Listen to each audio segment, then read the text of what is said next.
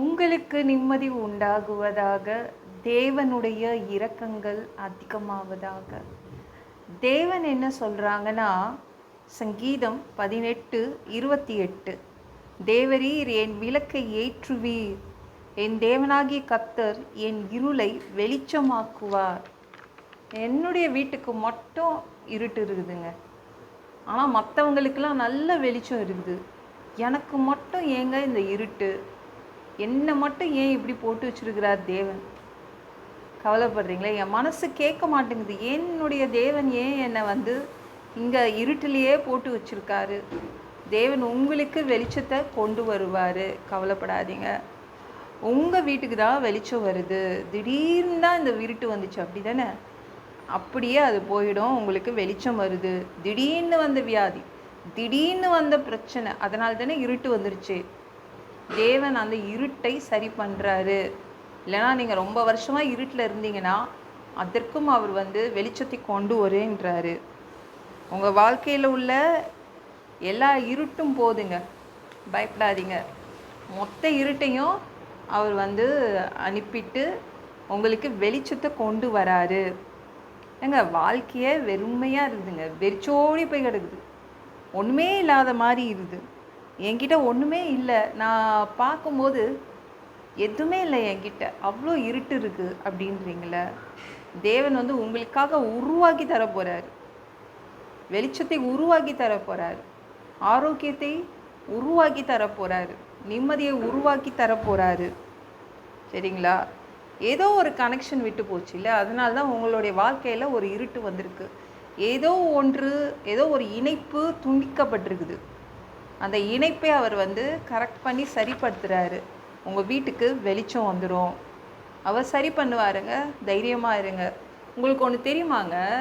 நீங்கள் பைபிள் வச்சுருந்தீங்கன்னா பைபிள் எடுத்து படித்து பாருங்களேன். ஆதியாகமம் 1:2 அதில் பூமியானது ஒழுங்கின்மையும் வெறுமையுமாய் இருந்தது, ஆழத்தின் மேல் இருள் இருந்தது. பூமியே இருட்டாக இருந்துச்சாங்க. இப்போ நம்ம வாழ்க்கை இருட்டாக இருக்குதுன்னு கவலைப்படுறோம்ல, அந்த டைமில் மனுஷங்க இல்லாத காலம் அது. பூமி ஃபுல்லாகவே இருட்டு தான் இருந்துச்சான்.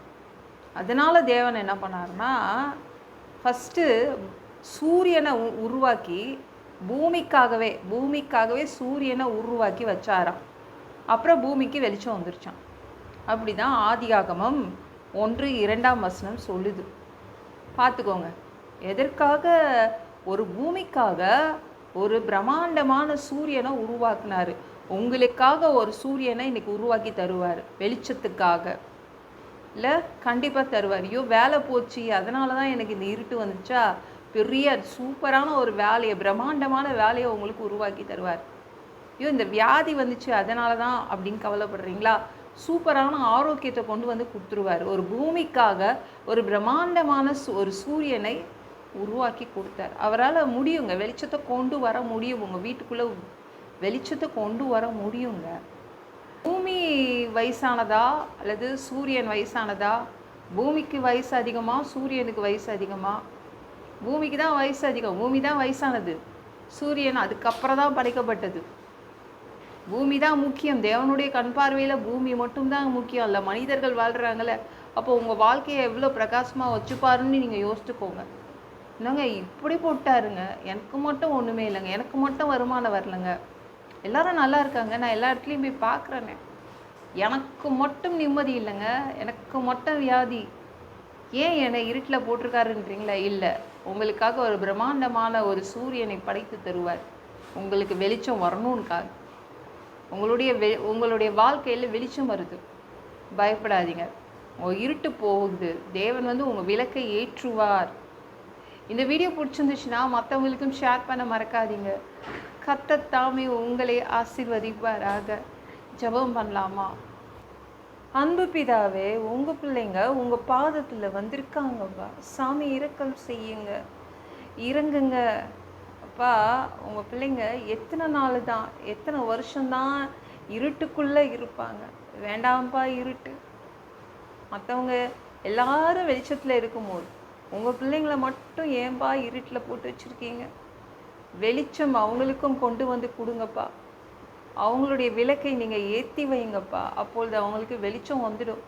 எல்லா பொல்லாத பிசாசுகள், ஏவல்கள், மந்திரங்கள், தற்கொலை ஆவிகள், பயத்தின் ஆவிகள், பலவீனப்படுத்துகின்ற ஆவிகள் எல்லாம் இயேசு என்ற பெயரினை கொண்டு துரத்துகிறேன். ஓடிப்போ. உங்கள் பிள்ளைங்களை இரத்த கோட்டைக்குள் மறைச்சிக்கோங்க. பரிசுத்த ஆவியாக நிரப்புங்க. ஞான ஸ்நானம் எடுக்கணும். ரட்சிப்பீராக. இயேசுவின் காயப்பட்ட தழும்புகளால் எல்லா வியாதிகளும், எல்லா பலவீனங்களும், கேன்சர் போன்ற வியாதிகளும் சரியாகுவதாக. மரணப்படுக்கைகள் சரியாகுவதாக. ஒரு மனிதனாக பிறந்தா ஜீவ புஸ்தகத்தில் பேர் இருக்கணும். அப்படி இல்லைன்னா அந்த மனுஷனை பிடிச்சி நீங்கள் நரகத்தில் தள்ளிடுவீங்க. தீ எரிகிற இடத்துல எப்படி போய் வாழ்கிறது? அடித்து உதச்சி திருத்தி எங்களை பரலோகத்துக்கு அனுப்பிடுங்க. கழுவப்படாத பாவங்கள் எங்ககிட்ட இருந்துச்சுன்னா உங்கள் திரு ரத்தத்தை கொண்டு கழுவி எங்களை நீங்கள் பரலோகத்துக்கே அனுப்பிடுங்க. எந்த ஒரு இமை பொழுது நீங்கள் வருவீங்கன்னு இயேசுவை வணங்கி வணங்கி காத்துட்ருக்கோம். சுத்தமாக வாழ்ந்து வாழ்ந்து காத்துட்ருக்கோம். அந்த ஒரு இமை பொழுதில் உங்களுக்கு ஒப்பான உடம்பு எங்களுக்கு கொடுக்கப்படும். அதை பெற்றுக்கொண்டு மதிய வானத்தில் உங்களை சந்திக்க வருவோம். அந்த தருணத்தை நாங்கள் இழந்திடக்கூடாதுப்பா. ஒரு மனிதனால் பரிசுத்தமாக வாழ்கிறது கூடாத விஷயம். அதற்கும் உங்கள் உதவி கேட்டு வந்து நிற்கிறோம் பா. 7 வருடம் அந்த கிறிஸ்து ஆட்சியில் விட்டுட்டு போயிடாதீங்க. பிசாசு நடத்தும் ஆட்சியில் விட்டுட்டு போயிடாதீங்க. 1000 வருடம் இந்த பூமியை ஆட்சி செய்வதற்காக வருவீங்க. அந்த பொற்காலத்தை பார்க்க ஆசைப்படுறோம். எல்லாவற்றையும் ஒப்பு கொடுக்கிற இயேசுவின் மூலம் ஜெபம் கேளும் பிதாவே. ஆமென். நாளைக்கு பார்க்கலாம்.